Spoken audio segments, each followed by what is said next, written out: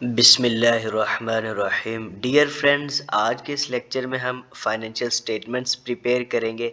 हम balance sheet और profit and loss statement prepare करेंगे। डियर फ्रेंड्स, जैसे कि हमें क्वेश्चंस गिवन है। क्वेश्चंस क्या है? The following information relates to the business of Maria for the year ended 31 December 2012। ये जैसे कि हमें ट्रायल बैलेंस गिवन है, यानी इस ट्रायल बैलेंस की इंफॉर्मेशन को यूज़ करते हुए और कुछ नीचे एडिशनल इंफॉर्मेशन हमें गिवन है। इस इंफॉर्मेशन को यूज़ करते हुए हमें फाइनेंशियल स्टेटमेंट्स प्रिपेयर करनी है, यानी साल के एंड पर हमें फाइनेंशियल स्टेटमेंट, बैलेंस शीट और profit and loss statement prepare करनी है। तो फर्स्ट हम profit and loss statement prepare कर लेते हैं। डियर फ्रेंड्स, जैसे कि अकाउंटिंग स्टैंडर्ड्स को फॉलो करते हुए फर्स्ट ऑफ ऑल हम ऑर्गेनाइजेशन का नेम लिखते हैं, यानी मारिया एलटीडी कंपनी। उसके बाद स्टेटमेंट जो प्रिपेयर कर रहे हैं, यानी प्रॉफिट एंड लॉस स्टेटमेंट, और उसके बाद हम डेट लिखेंगे यहाँ पे, जिस डेट के हम प्रिपेयर कर रहे हैं, यानी फॉर एंडेड पीरियड 31 दिसंबर 2012।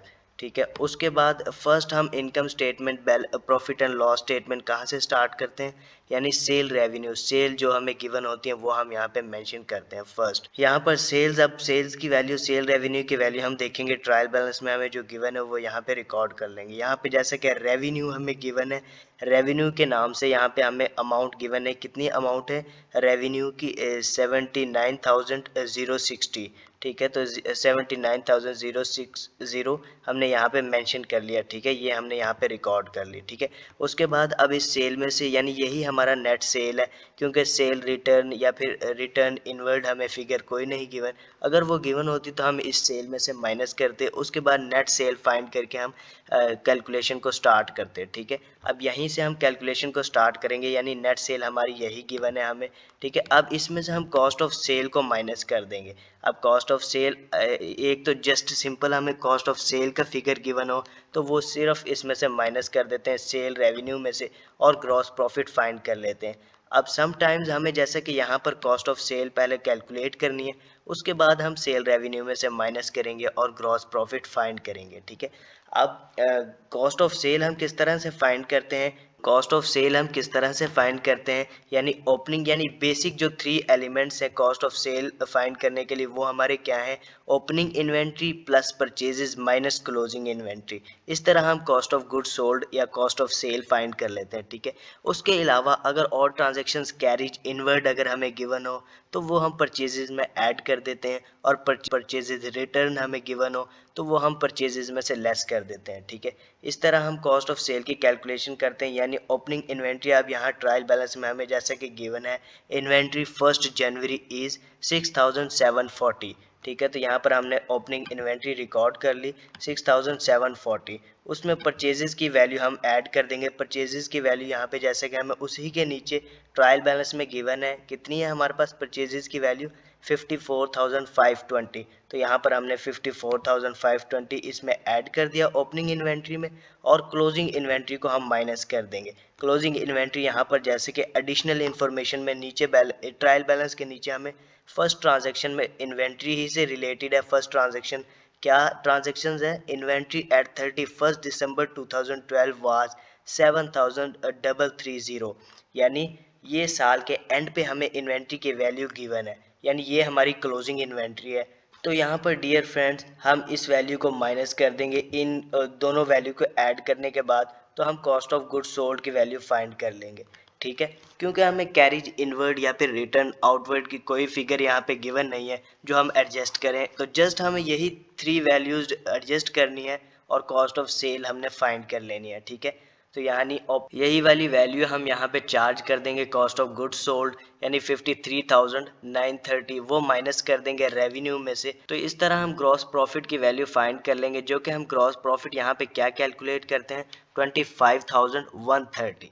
ठीक है। अब हम कुछ बकिया अपने एक्सपेंसेस, ऑपरेटिंग एक्सपेंसेस को लेस करेंगे, और अगर कोई इनकम, अदर इनकम्स हमें गिवन है जैसा कि डिस्काउंट रिसीव्ड वगैरह, तो वो हम ऐड कर देंगे इसमें और अपना प्रॉफिट फाइंड कर लेंगे। ठीक है डियर फ्रेंड्स, अब यहाँ पर हमें जो ट्रायल बैलेंस गिवन है वहीं से हम स्टार्ट करते हैं, यानी टॉप से हम स्टार्ट करते हैं। जो जो हमें ऑपरेटिंग एक्सपेंसेस गिवन है उन्हें लेस करते जाते हैं, उन्हें रिकॉर्ड कर लेते हैं यहाँ पे। ठीक है तो फर्स्ट कैपिटल ये हमारा इक्विटी का पार्ट है, फ्री होल्ड प्रॉपर्टी ये नॉन करंट एसेट है, फर्नीचर एंड फिटिंग ये भी नॉन करंट एसेट है, मोटर कार्स भी हमारा नॉन करंट एसेट है। उसके बाद इन्हीं की अकोमोलेटेड डेप्रिसिएशन हमें गिवन है। उसके बाद इन्वेंट्री 1 जनवरी ये ओपनिंग इन्वेंट्री जो कि हमने कॉस्ट ऑफ सेल की जब वैल्यू फाइंड की थी तो हमने एडजस्ट कर ली। उसके बाद परचेजेस के अमाउंट भी हमने एडजस्ट कर ली, सेल रेवेन्यू हमने यहाँ पे रिकॉर्ड कर लिया। ठीक है यहाँ टॉप पर हमने सेल रेवेन्यू रिकॉर्ड कर लिया। उसके बाद सैलरीज, यानी फर्स्ट हमारा एक्सपेंसेस क्या है, सैलरीज एक ऑपरेटिंग एक्सपेंस है हमारा।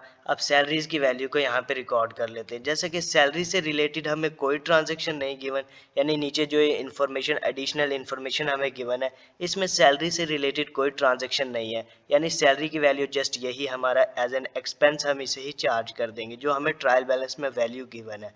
ठीक है ट्रायल बैलेंस में वैल्यू हमें क्या गिवन है 8760, वो हम यहाँ पे रिकॉर्ड कर लेंगे। ठीक है उसके बाद नेक्स्ट क्या है हमारा रेट्स, यानी बिजनेस रेट्स हमारे एक एक्सपेंस है। अब बिजनेस रेट्स की जो हमें वैल्यू ट्रायल बैलेंस में गिवन है यानी 1170 वो हम यहाँ पे रिकॉर्ड कर लेंगे। ठीक है ये हमने ब्रैकेट में, क्योंकि इससे रिलेटेड नीचे हमें ट्रांजैक्शन गिवन है। अब जैसे कि यहाँ पे सेकंड ट्रांजैक्शन एडिशनल इन्फॉर्मेशन में जो हमें गिवन है उसमें सेकंड ट्रांजैक्शन यही है हमारी कि rates paid in advance at 31 December 2012 amounted to 250, यानी 250 के हमारे रेट्स हैं जो वो अभी एडवांस में पेड है एट 31 दिसंबर 2012। तो यानी जो एडवांस की वैल्यू है क्योंकि इनकम स्टेटमेंट हम जब भी प्रिपेयर करते हैं प्रॉफिट एंड लॉस स्टेटमेंट तो जस्ट हम एक्सपेंसेस को यहाँ पे चार्ज करते हैं। जो हमारा एडवांस है वो तो बैलेंस शीट में चला जाएगा एज एन प्री पेमेंट। ठीक है यानी करंट एसेट में हम रिकॉर्ड करेंगे। 250 वो हम माइनस कर देंगे इस टोटल वैल्यू में से जो कि हमें ट्रायल बैलेंस में गिवन है।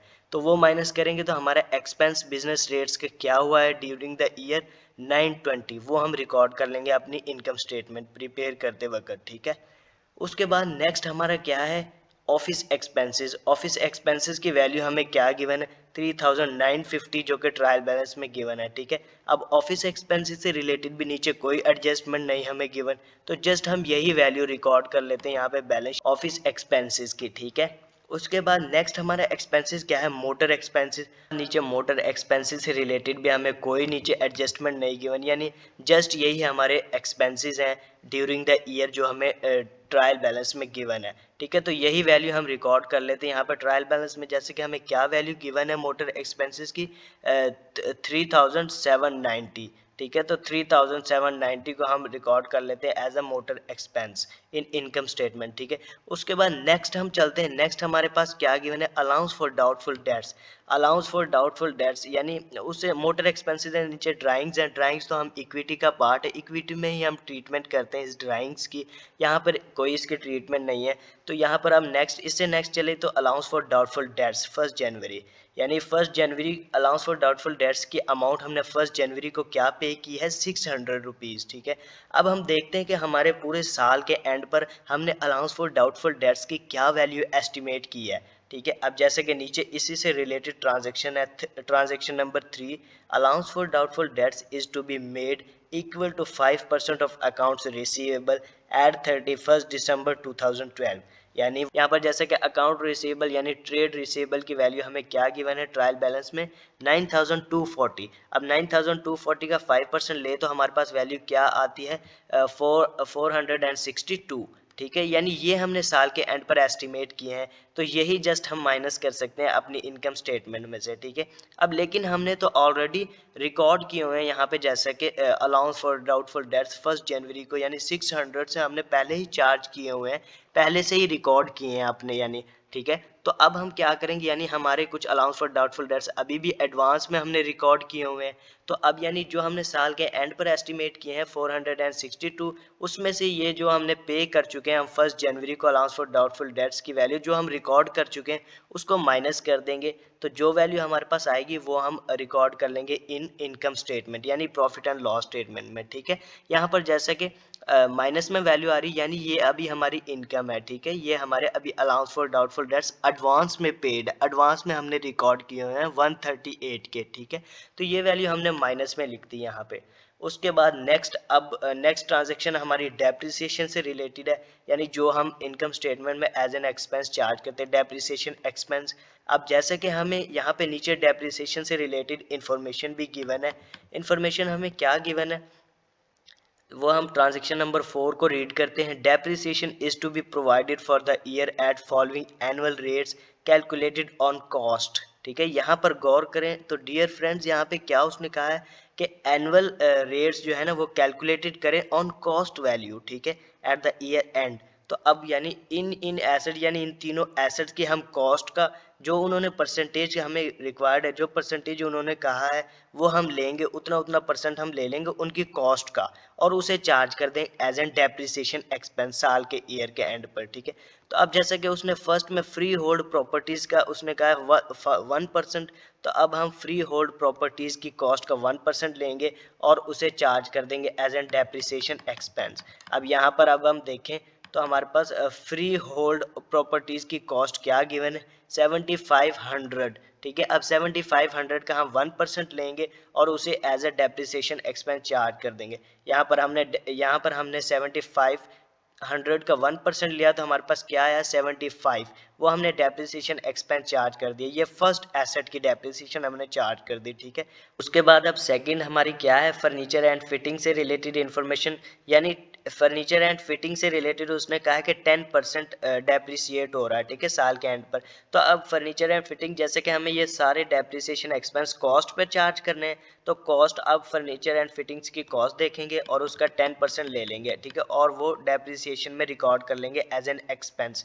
तो यहाँ पर अब फर्नीचर एंड फिटिंग्स की कॉस्ट हमारे पास क्या गिवन है 2000। अब 2000 का जैसे ही हम 10% लेंगे तो हमारे पास क्या वैल्यू आती है 200, ठीक है। सेकंड जो कि हमारे पास एसेट गिवन है फर्नीचर एंड फिटिंग्स, उसका डेप्रिसिएशन एक्सपेंस हम रिकॉर्ड कर लेंगे 200 से, ठीक है। अब थर्ड लास्ट में हमारे पास क्या कौन सा एसेट गिवन है, उसकी उसने क्या इन्फॉर्मेशन हमें दी है, उसने कहा मोटर कार्स का 20%, ठीक है, 20% ऑन कॉस्ट हम चार्ज करेंगे और उसे डेप्रिसिएशन एक्सपेंस पे चार्ज कर देंगे उस अमाउंट को, ठीक है।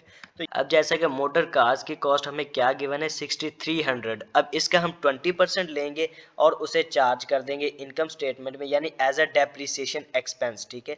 तो ये मोटर कार यानी थर्ड एसेट का डेप्रिसिएशन एक्सपेंस हमारे पास क्या आता है 1260, ठीक। अब इन तीनों एसेट्स के जो जो ये अमाउंट डेप्रिसिएशन एक्सपेंस की हमने कैलकुलेट किया, इसको ऐड कर देंगे तो हमारे पास टोटल डेप्रिसिएशन एक्सपेंस क्या आता है 1535, ठीक है। 1535 का हम रिकॉर्ड कर लेंगे as an depreciation expense in income statement, ठीक है। उसके बाद और कोई एक्सपेंस हमें गिवन नहीं है, ऑपरेटिंग एक्सपेंस कोई हमारे पास गिवन नहीं है, ठीक है। ये ऑल एक्सपेंसेस थे जो हमने रिकॉर्ड कर लिए, यानी अब इन तमाम एक्सपेंसेस को हम आपस में ऐड कर देंगे तो हम टोटल ऑपरेटिंग एक्सपेंसेस की वैल्यू क्या फाइंड करते हैं 18,817, ठीक है। यानी इस वैल्यू का हम माइनस कर देंगे अब ग्रॉस प्रॉफिट में से, तो हम profit before interest and tax find कर लेंगे, ठीक है। अब यानी इस वैल्यू में से, यानी ग्रॉस प्रॉफिट में से हमने ऑपरेटिंग एक्सपेंसेस को माइनस किया तो हमने टोटल वैल्यू क्या फाइंड की 6313, ठीक है। ये profit before interest and tax हमारे पास आ गया। अब यहाँ पे नीचे हम क्वेश्चंस में देखते हैं कि हमें इंटरेस्ट से रिलेटेड क्या इन्फॉर्मेशन गिवन है, उसे हम एडजस्ट करते हैं यहाँ पे, ठीक है। यहाँ पर अब लास्ट में जैसे कि हमें क्या इन्फॉर्मेशन, क्या ट्रांजेक्शन गिवन है इंटरेस्ट से रिलेटेड, interest on the loan 5% per annum is to be provided, यानी हम 5% लोन के अमाउंट का इंटरेस्ट पे कर रहे हैं, ठीक है। लोन की 4000 अमाउंट है तो 4000 का 5% लेंगे तो हमारे पास क्या वैल्यू आती है 200, ठीक है। 200 से हम रिकॉर्ड कर लेंगे इंटरेस्ट पेड, इंटरेस्ट के। अब 200 के अमाउंट को हम माइनस कर देंगे profit before interest and tax में, तो हम क्या वैल्यू फाइंड करते हैं यहाँ पर, जैसा कि टैक्स पेड, टैक्स की कोई अमाउंट हम पे नहीं कर रहे, ठीक है, यानी टैक्स से रिलेटेड कोई इन्फॉर्मेशन हमें गिवन नहीं है, तो जस्ट हम profit before interest and tax में से ये माइनस कर देंगे जो हम इंटरेस्ट पे कर रहे हैं। तो उसके बाद हम लास्ट में प्रॉफिट आफ्टर टैक्स यानी नेट प्रॉफिट क्या फाइंड करते हैं 6113, ठीक है। ये हम प्रॉफिट फाइंड कर रहे हैं, यानी ये प्रॉफिट अर्न कर रही है मारिया एलटीडी कंपनी, ठीक है, साल के एंड पर। अब अब इसी फिगर को हम उठाएंगे, यानी जब हम फाइनेंशियल पोजीशन स्टेटमेंट यानी बैलेंस शीट प्रिपेयर करेंगे तो इसे इक्विटी पोर्शन में हम रिकॉर्ड करेंगे, ठीक है। अब हम राइट साइड पे यहाँ पे बैलेंस शीट हमने ऑलरेडी प्रिपेयर किया है, तो ठीक है, जस्ट हम ट्रांजेक्शन्स को अंडरस्टैंड करते हैं और अपनी बैलेंस शीट को भी टैली करते हैं, ठीक है, यानी हम किस तरह से बैलेंस शीट प्रिपेयर करते हैं वो भी अंडरस्टैंड करते हैं। अब बैलेंस शीट भी हम इसी तरह प्रिपेयर करते हैं, यानी फर्स्ट हम ऑर्गेनाइजेशन का नेम लिखेंगे, उसके बाद फाइनेंशियल पोजीशन स्टेटमेंट और उसके बाद डेट लिखेंगे एज एंडेड पीरियड 31 दिसंबर 2012, ठीक है, ये हमने लिख लिया। उसके बाद फर्स्ट नॉन करंट एसेट को हम रिकॉर्ड करते हैं बैलेंस शीट में, ठीक है। तो यहाँ पर जैसे कि इंटरनल दो हमने कॉलम्स यहाँ पे प्रिपेयर किए हैं, यानी स्मॉल कैलकुलेशंस को सारी को हम इंटरनल कॉलम में करेंगे और फाइनल रिकॉर्ड हम एक्सटर्नल कॉलम में मेंटेन करेंगे, ठीक है। तो फर्स्ट हम नॉन करंट एसेट्स की वैल्यूज को फाइंड करके टोटल यानी नॉन करंट एसेट फाइंड करते हैं। अब नॉन करंट एसेट जैसे कि हमें ट्रायल बैलेंस में 3 ही गिवन है, first freehold property at cost और furniture and fittings at cost और मोटर कार्स एट कॉस्ट, ठीक है। अब इन तीनों की नेट बुक वैल्यू फाइंड करेंगे। याद रहे डियर फ्रेंड्स, हम बैलेंस शीट में नेट बुक वैल्यू ही रिकॉर्ड करते हैं नॉन करंट एसेट की, ठीक है। तो अब इनके फर्स्ट हम नॉन करंट एसेट की वैल्यू फाइंड करेंगे और उन्हें यहाँ पर रिकॉर्ड करेंगे। अब यहाँ पे जैसे कि हमने ये पहले ही कैलकुलेट किए, तो जस्ट हम इनकी नीचे वर्किंग को अंडरस्टैंड करते हैं कि नेट बुक वैल्यू हमने फाइंड की है तो क्या कुछ इनमें से लेस किया है। तो फर्स्ट हम क्या करेंगे डियर फ्रेंड्स, कॉस्ट जैसा कि हमें जो ट्रायल बैलेंस में गिवन है कॉस्ट तीनों की, फर्स्ट यानी फ्री होल्ड प्रॉपर्टी की कॉस्ट हमें 7500 गिवन है, सेकंड की कॉस्ट हमें 2000 गिवन है और थर्ड की कॉस्ट हमें 6300 गिवन है, ठीक है। ये तीनों एसेट्स की हमने कॉस्ट यहाँ पे रिकॉर्ड कर ली। उसके बाद एकोमोलेटेड डेप्रिसिएशन भी हमें सबके ट्रायल बैलेंस में गिवन है। यहाँ पर आप देख लेते हैं हम ऊपर, ये जैसे कि हमें ये तीनों एसेट के यहाँ पर हमें एकोमोलेटेड डेप्रिसिएशन भी गिवन है, वो भी हम रिकॉर्ड कर लेंगे। यानी कॉस्ट में से फर्स्ट तो हम एकोमोलेटेड डेप्रिसिएशन को माइनस करेंगे और उसके बाद इस साल हमने जो डेप्रिसिएशन एक्सपेंस चार्ज किया है इन तीनों एसेट्स का वो भी इनकी कॉस्ट में से माइनस कर देंगे। उसके बाद नेट बुक वैल्यू हम यहाँ पे जो भी आएगी वो वहाँ पे रिकॉर्ड करेंगे बैलेंस शीट में, ठीक है। और यहाँ पर तो जैसा कि कोई ऐसी ट्रांजेक्शन नहीं गिवन, अगर कोई रीवैल्यूएशन सरप्लस हो तो वो भी हम यहाँ पे ऐड करते हैं, ठीक है। मार्केट वैल्यू पर ही रिकॉर्ड करते हैं साल के एंड पर। यहाँ पे जैसा कि नेट बुक वैल्यू जो मार्केट में चल रही होती है उनकी, उस पर रिकॉर्ड करते हैं अपनी वैल्यू को, ठीक है। तो यहाँ पर डियर फ्रेंड्स, अब जैसे कि अकोमोलेटेड डेप्रिसिएशन भी हमें तीनों एसेट्स का गिवन है। फर्स्ट फ्री होल्ड प्रॉपर्टीज का अकोमोलेटेड डेप्रिसिएशन क्या है हमें गिवन 450, वो हम माइनस कर देंगे, ठीक है। उसके बाद सेकंड का 800 हमें गिवन है और थर्ड का 2370, ठीक है। ये हमें ट्रायल बैलेंस में तीनों फिगर्स गिवन है, वहीं से हमने ये उठाकर यहाँ पे लेस कर दी, ठीक है। ये फर्स्ट की हमने ये, सेकंड की ये और थर्ड की ये। अब फर्स्ट के अब इस साल भी हमने जो दिस ईयर, ठीक है, चार्ज दिस ईयर यानी डेप्रिसिएशन एक्सपेंस जो हमने इस साल चार्ज किया है इन तीनों एसेट्स का, वो भी माइनस कर देंगे वन बाय वन इन तीनों में से और फिर इनकी नेट बुक वैल्यू को रिकॉर्ड करेंगे बैलेंस शीट में, ठीक है। तो अब फर्स्ट एसेट की नेट बुक वैल्यू क्या फाइंड करते हैं, यानी 6975, सेकंड की 1000 और थर्ड की हम नेट बुक वैल्यू क्या फाइंड करते हैं 2670, ठीक है। इन तीनों फिगर्स को हम अब यहाँ पे बैलेंस शीट में रिकॉर्ड कर लेंगे, ठीक है। ये नॉन करंट एसेट्स हमने तीनों इनकी कॉस्ट के साथ रिकॉर्ड कर लिए, ठीक है, जो हमने नेट बुक वैल्यू फाइंड की है, ठीक है। उसके बाद इन तीनों का हमने टोटल कर लिया तो ये हमारे पास वैल्यू आ गई 10,645, ये हमारी टोटल नॉन करंट एसेट की वैल्यू आ गई। उसके बाद हम करंट एसेट की कुछ एडजस्टमेंट करेंगे और करंट एसेट का टोटल भी हम फाइंड कर लेंगे, ठीक है। और करंट एसेट और नॉन करंट एसेट दोनों को आपस में ऐड कर देंगे तो हम टोटल एसेट की वैल्यू फाइंड कर लेंगे, ठीक है। वो हम क्या फाइंड करते हैं, अब हम करंट एसेट की भी कुछ एडजस्टमेंट करते हैं। First dear friends, current asset में क्या है, इन्वेंट्री एक करंट एसेट है। इन्वेंट्री, लेकिन इन्वेंट्री की कौन सी वैल्यू यहाँ पे रिकॉर्ड करनी है, हमेशा बैलेंस शीट में हम क्लोजिंग इन्वेंट्री की, ठीक है, क्लोजिंग इन्वेंट्री की वैल्यू ही रिकॉर्ड करेंगे, ठीक है, बैलेंस शीट में क्लोजिंग इन्वेंट्री की वैल्यू।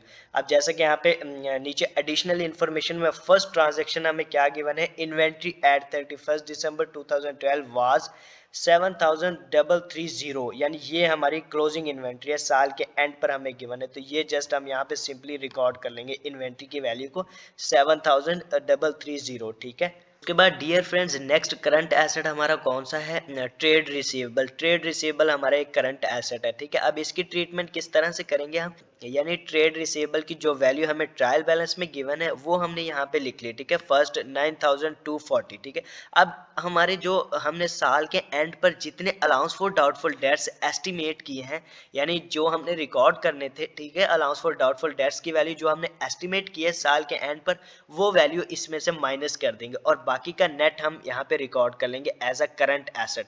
तो यहाँ पर हमने जैसा कि ट्रेड रिसीवेबल का बैलेंस ट्रायल बैलेंस में हमें क्या गिवन है 9240, उसमें से अब हमने इस साल एस्टिमेट किए थे 5% ऑफ अकाउंट रिसीवेबल के, ठीक है, अलाउंस फॉर डाउटफुल डेट्स की वैल्यू। तो अलाउंस फॉर डाउटफुल डेट्स की वैल्यू हम क्या फाइंड करते हैं इस साल के एंड पर 462, तो ये 462 की वैल्यू हम माइनस कर देंगे। उसके बाद जो हमारा नेट आएगा उसे हम रिकॉर्ड कर लेंगे एज अ करंट एसेट, ठीक है, ट्रेड रिसीवेबल के अमाउंट, यानी 8778, ठीक है। उसके बाद नेक्स्ट हमारा क्या है करंट एसेट, एक प्रीपेड, यानी ये प्रीपेड एक्सपेंस कोई भी हो या प्रीपेमेंट किसी भी हमारे एसेट की हो, ठीक है, तो वो हमारा क्या कहलाता है, एक करंट एसेट कहलाता है, ठीक है। तो प्रीपेमेंट यहाँ पे जैसे कि ट्रांजैक्शंस में हमें गिवन था, जो हमने एडजस्ट किया था वहाँ इनकम स्टेटमेंट में भी, सेकंड ट्रांजैक्शन हमारी प्रीपेमेंट से ही रिलेटेड है, क्या है, रेट्स पेड इन एडवांस, ठीक है, एडवांस में पेड, यानी एडवांस में कोई भी हमारा एक्सपेंस पेड है तो वो हमारा एक एसेट है, जब तक कि वो एक्सपेंस हमारा कंज्यूम ना हो जाए, ठीक है,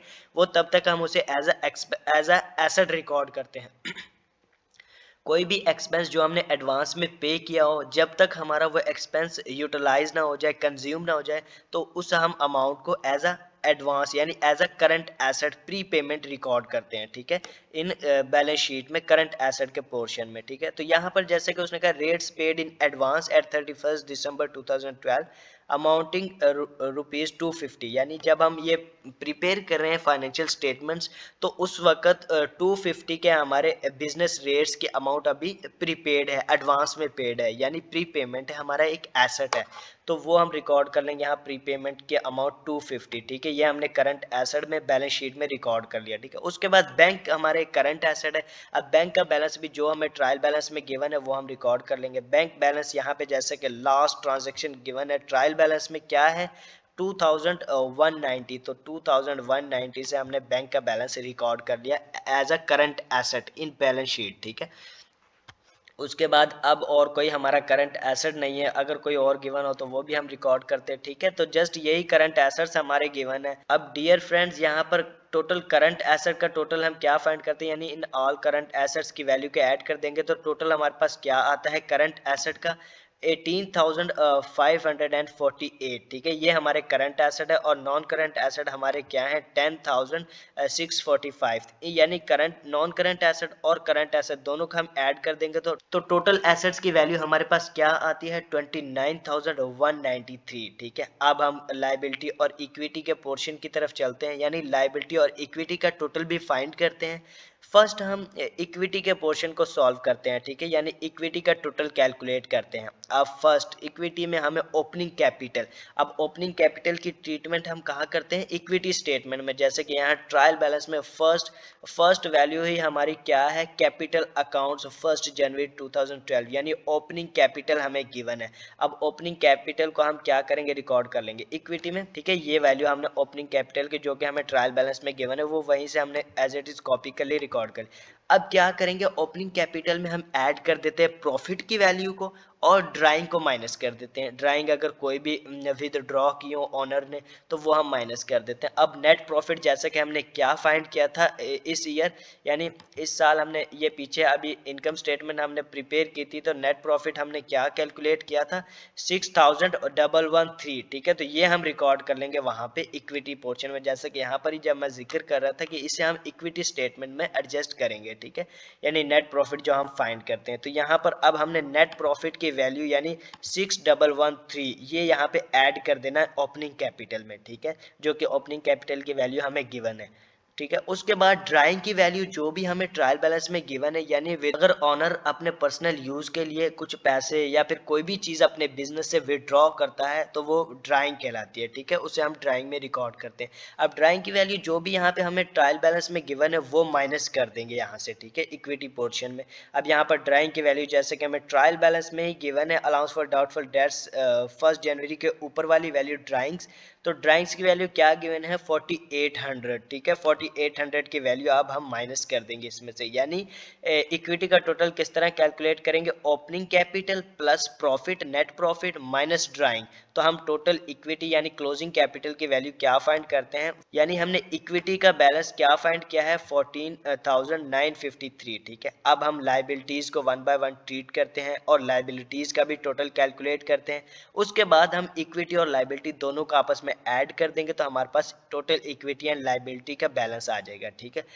अब फर्स्ट यहाँ पर नॉन करंट लाइबिलिटीज, फर्स्ट हम नॉन करंट लाइबिलिटीज देखते हैं अपने ट्रायल बैलेंस में। कोई अगर हमें ट्रायल बैलेंस में नॉन करंट लाइबिलिटीज गिवन है तो वो यहाँ पे रिकॉर्ड कर लेते हैं। अब जैसे कि यहाँ पर हमारे पास नॉन करंट लाइबिलिटीज में लोन के अमाउंट एक नॉन करंट लाइबिलिटी है, ठीक है। लोन हमारा एक नॉन करंट लाइबिलिटी है, जैसे कि अलाउंस फॉर डाउटफुल डेट्स के नीचे लोन के अमाउंट हमें गिवन है 4000, ठीक है। 4000 से हमने रिकॉर्ड कर ली लोन की अमाउंट। लोन हमारा क्या है, एक नॉन करंट लाइबिलिटी है, वो हमने रिकॉर्ड कर ली 4000 से, ठीक है। उसके बाद और कोई नॉन करंट लाइबिलिटी हमें नहीं गिवन, ठीक है।